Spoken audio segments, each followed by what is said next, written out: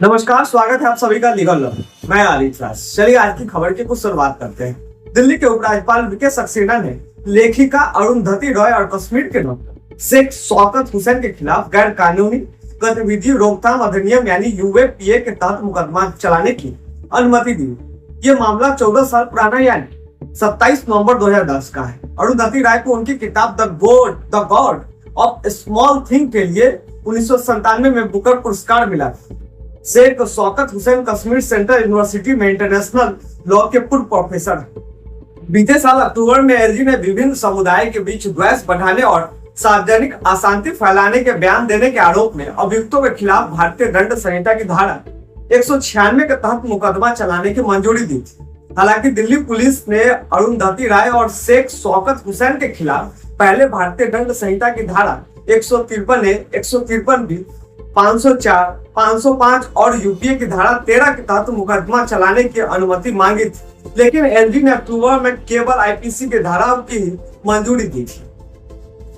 UPA की धारा 13 किसी भी गैर कानूनी गतिविधियों को उकसाने, प्रेरित करने या वकालत करने के लिए सजा से संबंधित है और इसमें अधिकतम 7 साल का कैद हो सकता है। भारतीय दंड संहिता की धारा 153 धर्म, नस्ल, जन्म स्थान, निवास, भाषा आदि के आधार पर विभिन्न समुदाय में द्वेष बढ़ाना और सद्भाव के खिलाफ काम करने से संबंधित, जबकि 153B राष्ट्रीय एकीकरण को नुकसान पहुंचाने से संबंधित।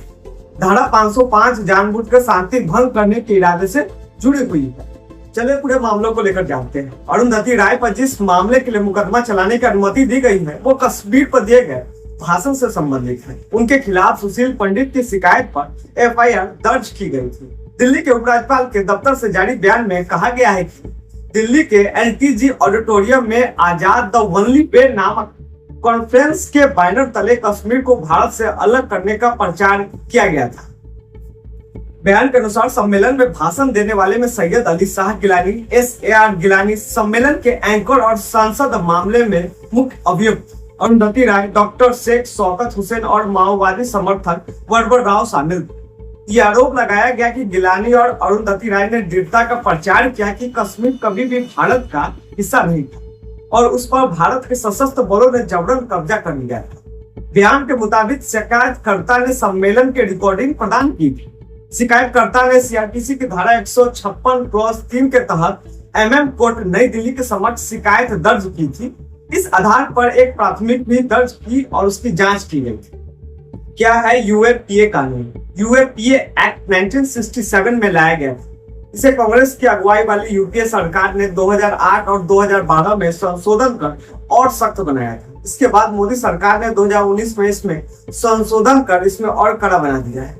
यूएपीए एक्ट के सेक्शन 15 के अनुसार भारत की एकता, अखंडता, सुरक्षा, आर्थिक सुरक्षा या संप्रभुता को संकट में डालने की संभावना के इरादे से भारत में या विदेश में जनता या जनता के किसी तबके में आतंक फैलाने की संभावना के इरादे से किया गया कार्य आतंकवादी कृत्य है।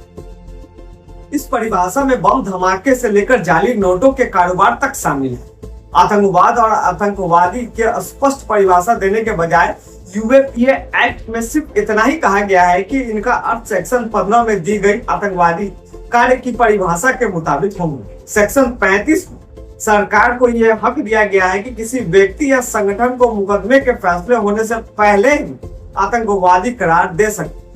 हमारा खबर यही समाप्त होता है। अगर कोई आपको सजेशन हो, किसी प्रकार की कोई बात हो, आप कमेंट कर सकते हैं।